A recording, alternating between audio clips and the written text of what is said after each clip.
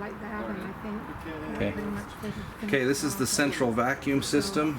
You have a door that opens here and then your hoses, which are in the front compartment. Once you put the hose in, it activates the vacuum and the hose will reach into the living room and up into the bedroom.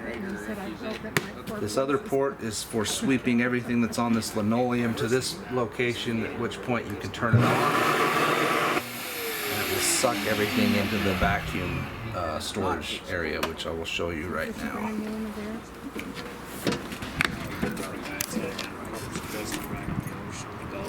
Go out in the front compartment, you'll open it up.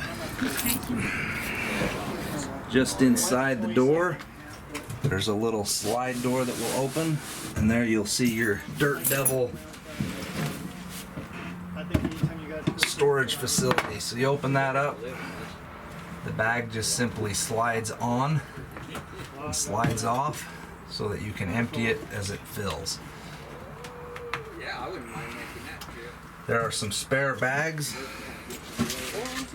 right inside here. And these bags can be purchased Walmart or anywhere. You just have to find the right side. Well, I think That's the only reason you should need to get into there, is to empty the bags. Here are your attachments for your vacuum. There is a little light inside this storage compartment, just inside on the left-hand side if you need to have light for any reason. And then these pieces here were just the stands for the TV. If you ever took the TVs off and wanted to put them on a stand, the stands are located there. That's why Sean said, maybe just let you keep the Brown Dodge, and I thought, well, man, Mike's one Inside of this compartment is where you'll find your two propane tanks. They are 7 gallons each. Both tanks are currently full. This is your regulator, which regulates the pressure into the trailer. It also lets you select which tank you want to start pulling from first. Right now, this little arrow is pointed to this side, so we are pulling from this tank. As long as I have both tanks turned on, once this tank runs out, there's a ball valve in here that will switch and start to pull from this tank. It doesn't mean that this is going to turn, it just means that this is the tank you're going to use first, and then it will start pulling from this tank. Some people will point to this tank and turn this one off, and then when this one runs out, this will go red. They can come out here then and switch over, open the valve, take this tank off, get it filled, and that way they'll know when one of them runs out instead of them both being empty at the same time. So you can use that either way. These come out simply by loosening the wing nut on the top, lifting up the hold down device, undoing the ends, and pulling the tanks out. They're full now, right? They are full. Inside of the front storage compartment,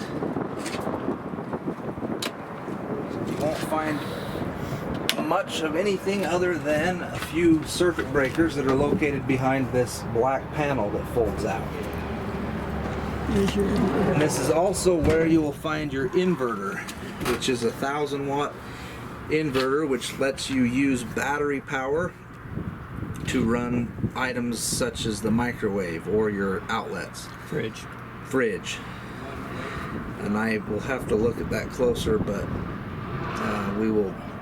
I'm certain that's what that's for. It's just for the a residential fridge. Yep. Because I'm seeing 1,000 watts, and I think that microwave is probably even more than 1,000 watts, so I it don't might know the just be the fridge. I think you're But right. we'll find that out.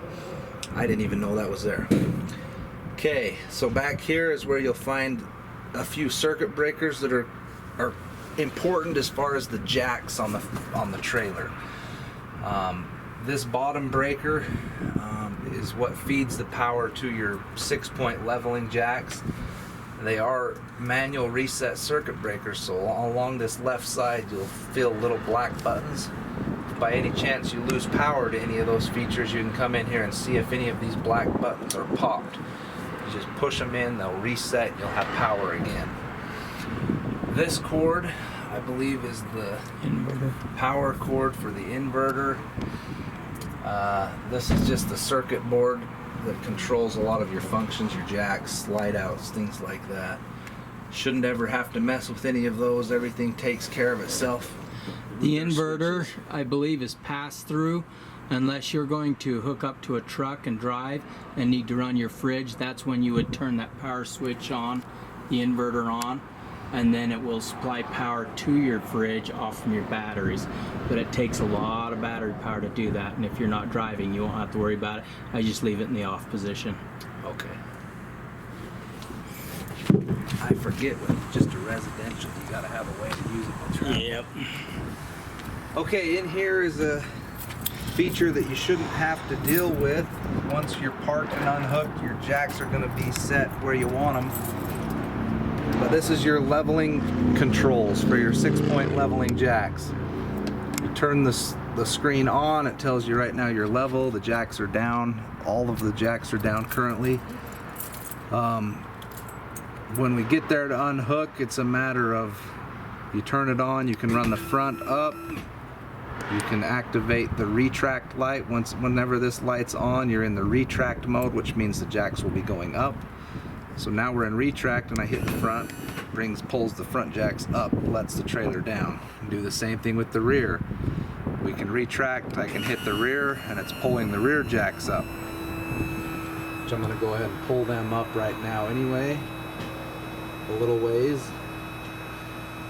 And then I'm gonna show you the only other feature you're probably ever gonna use is the auto level. So once the trailer's there, parked where you want it, we're gonna come out here, unhook from the vehicle, and then we're gonna hit this button right here, which is the auto level, which has been programmed already to know where level is. So we unhook from the vehicle, we hit auto level, comes on, says auto level, it's gonna ground the jacks. It takes it 1.5 to 2 minutes to put the front where it needs to be, to put the back and the sides where they need to be, and then it will come on and say auto level success, and you're all good to go.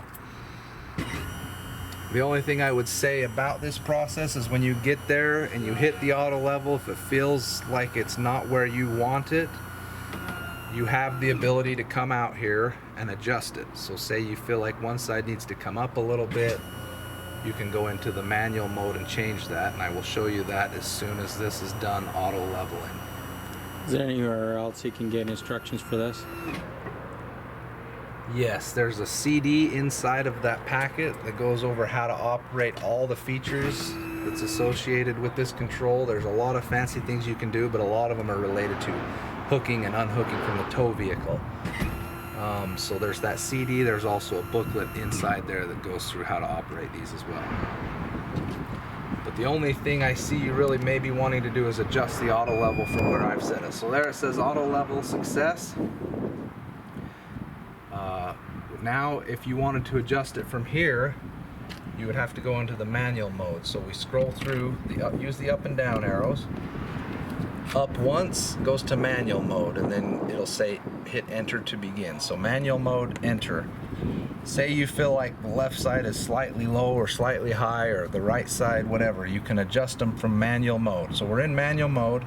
Say we want to bring the left side, which is the driver's side, up a little bit. We just make sure that the retract light is not on. We hit left, and it will lift the left side of the coach. We could go down, we could hit the retract light and bring the left side down a little bit. Maybe it felt like it was too high. So once you get it set exactly where you want, if you feel like it's not close enough, I feel like I've got it dead on, but if you want to change it, once you feel like you've got it right where you want, you turn this off, you hit front button 10 times, the rear button 10 times, and then it will light up and say calibrating auto level, hit enter to set, and then you would hit enter, it would wait a second, and then it would say auto level is set. And now it's set to where you want it instead of where I have it set. Hopefully where I have it set is where you want it and you won't have to change it, but if you need to, that's how you do it. Then you just turn the control off, lock your compartment. Inside of here, you will find your two 12-volt batteries.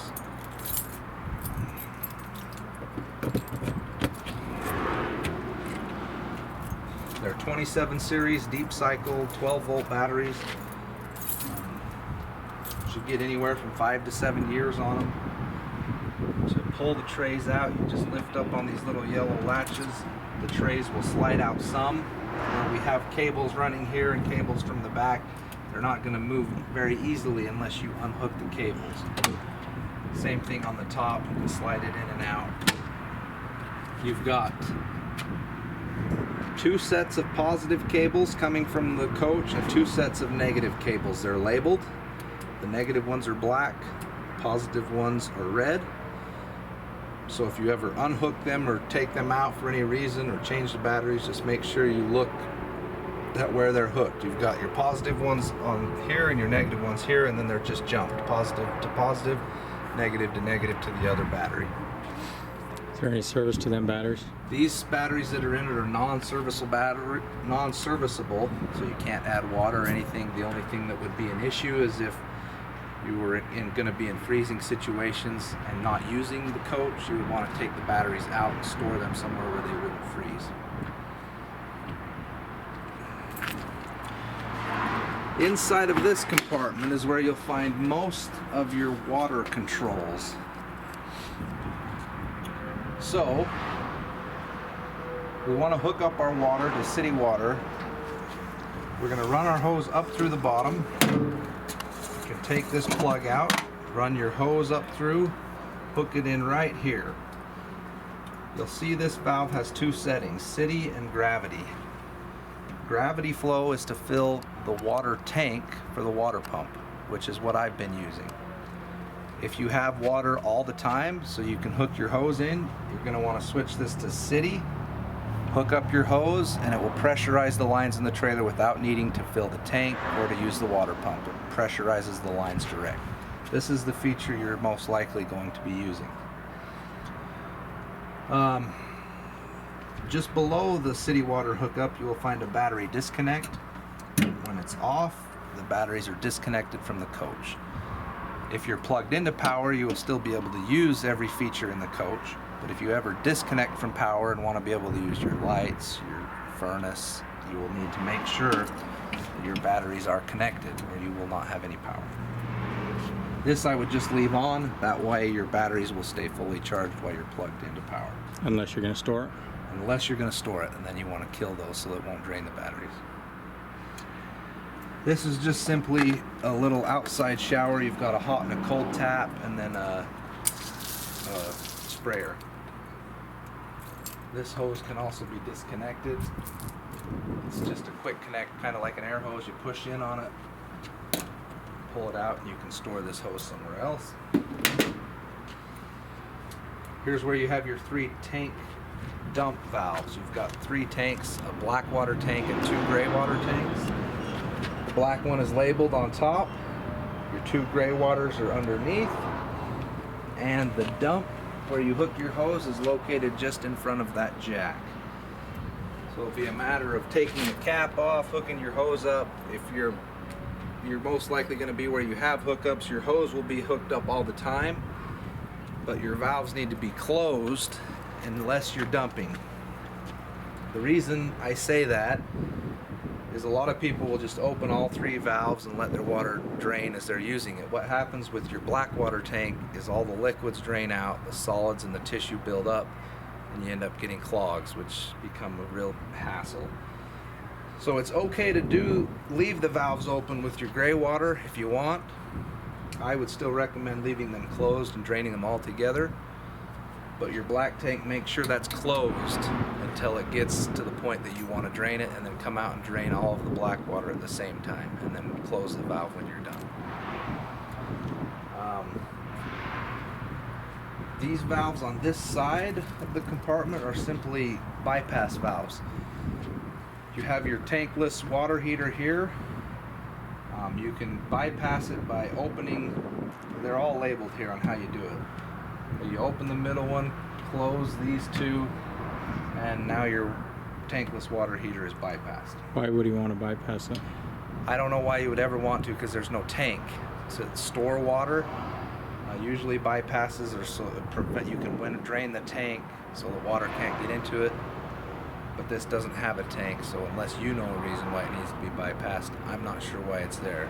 I guess what I'm asking is there, he's going to be in Corpus Christi, Texas. There's probably no reason he's ever going to have to do that because No. he's never going to winterize. No. So what you would do is leave this in the operating position, middle one closed, the hot and cold's open. But that's what that feature is, and it tells you over here. This is the same thing, a winterize feature that you'll probably never use. This is so you can pump antifreeze into the coach.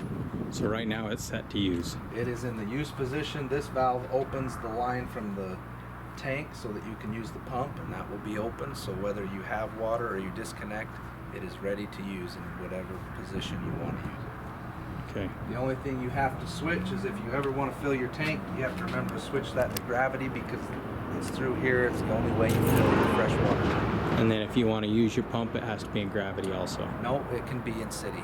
Oh, it can? Only I didn't know that. there's valves that have normal, city. Those ones you have to be in normal. This one you can use the pump in any position. Okay. This is the sewer Good to know. flush kit. So when you get to that point that you're ready to drain your black water tank, you can open that valve up, go ahead and switch your water hose from here to here, and it will spray inside of that black tank while it's draining to help flush it out good every time. These up here you should never need to use because your satellite system is run through the one we put on the roof, but if you were at a park that provided a cable hookup or a satellite hookup, that's what these are for. And then the plates are located behind the TVs. Here are the valves that I was telling you about with your slide outs. You can turn, say I wanted to just run one of my slide outs, I could turn the bedroom one off, I could turn the main one off, and then just this slide right here would run in and out.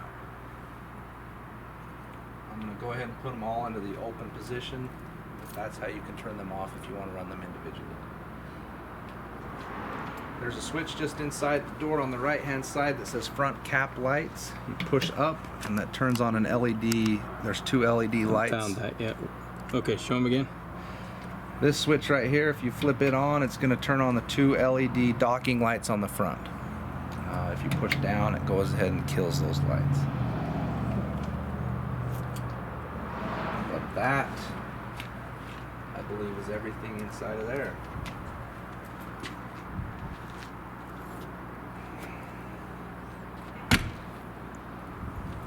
It does have a storage in here if you want to store your, if you don't want to keep your sewer hose out all the time. If you only want it out when you're dumping, you can unhook it and store it inside of this compartment.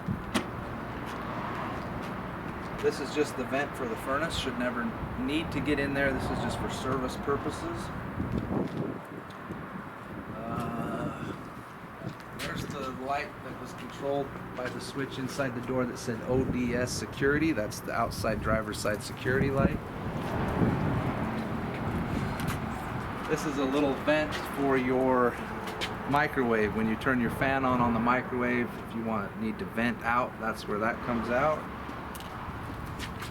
Here's where a couple of these valves are underneath for the water to the fridge and ice maker. I didn't show you the ice maker that was in the bottom, but I ran a couple cycles of ice through it and it was making ice. Where is it? Over here. Oh, I'm gonna come to the other end. Okay, so this is just a low point drain for cold water. If you open this up, it'll let the water drain out. It's running up to that water filter switch and the ice maker. This valve out here on the end is the open and close valve for that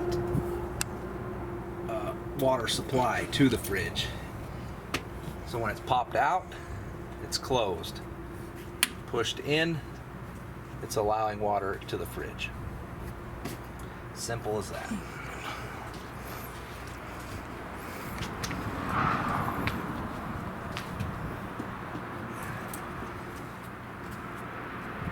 Remember where the drain is for the water tank.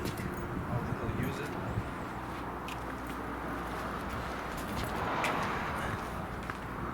Okay, there it is. So, you on? Yep. The freshwater tank has a drain. It's that blue line hanging down with the valve on it. It's a quarter turn valve. And when you're filling the freshwater tank, the only way to know that it's full is when the water starts coming out of these hoses here. These are the overflow lines for the freshwater tank. So when you're filling the tank, when you start seeing water come out of these, you know your tank is full. Anything else? We're about running out of battery. I think that's about got it. Oh, this is a must-have here. So this is your, you ready? Yep. This is your 50 amp 110 power cord. So you've got a release and a retract. If you want to pull the cord out, hit the release button and the cord comes out. To retract it, you need to just keep it kind of snug and then hit the retract button and the cord will roll in. And you can leave the door closed with the cord out with this feature here, or we can put it all the way in and lock it.